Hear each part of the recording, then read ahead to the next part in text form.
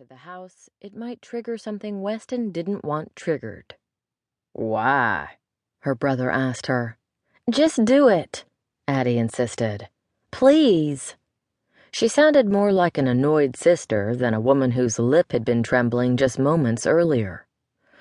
More silence from Jericho, followed by some mumblings, but Weston did hear the clicks of a computer keyboard.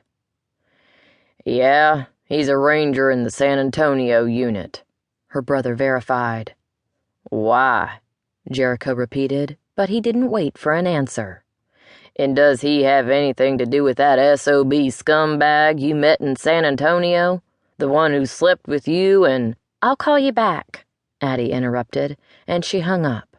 She dodged his gaze when she slid her phone back into her pocket. Weston doubted she'd put a quick end to that call for his sake, but it did give him a glimpse of what she'd been going through for 3 months. She had obviously told Jericho about her brief affair with a man who'd seemingly disappeared from the face of the earth, and her brother clearly didn't have a high opinion of him. SOB scumbag. Well, the label fit. Weston didn't have a high opinion of himself either, and he hadn't in a very long time. Addie wouldn't believe that he had plenty of regrets when it came to her. After all his lies, she would never believe that he'd fallen in bed with her only because of the intense attraction he had felt for her. An attraction he still felt. Still, he shouldn't have acted on it. He should have just kept his distance and tailed her until her father made his move, no matter how long that took. "Start from the beginning," Addie insisted, turning her attention back to Weston. "And so help me, every word coming out of your mouth had better be the truth, or I'll let Jericho have a go at you. I don't make a habit of letting my big brother fight my battles for me, but in your case, I'll make an exception." Weston figured that wasn't a bluff. The beginning required him to take a deep breath. 2 years ago, I went to my fiancée's office to see her. I'd just come off an undercover assignment and hadn't seen her in a few weeks. Her name was Colette, and I walked in on someone murdering her. Hell, it hurt to say that aloud. It didn't set well with Addie either because she made a slight gasping sound. "It was my birth father," she supplied. "I saw a list of his known victims, all 16 of them, and Colette Metcalf was one of them."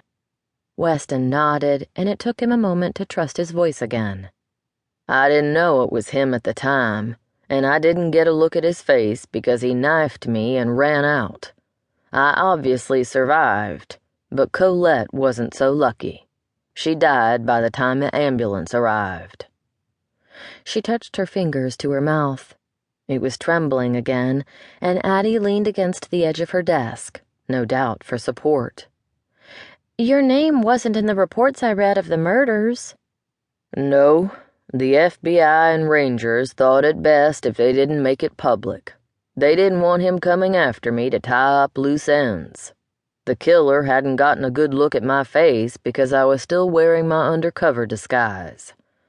But he must have found out who I was because letters from the Moonlight Strangler started arriving 3 months ago." 3 months? She repeated under her breath. Addie no doubt picked up on the timing. Weston doubted it was a coincidence that the letters started arriving shortly after he met her. "The killer mentions me in these letters?" she asked, and Weston had to nod. That meant the Moonlight Strangler had perhaps already been watching Addie and had seen Weston with her. Or maybe the killer had been watching him. Either way, Weston figured the killer had started sending those letters because he knew about Addie and him sleeping together. "All the letters and envelopes were typed," Weston continued. "So there's no handwriting to be analyzed, no fibers or trace on any of them. They were mailed from various locations all over the state." Addie shook her head. "How can you be sure they're from the killer?" "Because there are details in them that were withheld from the press. Details that only the Moonlight Strangler would know." She stayed quiet a moment.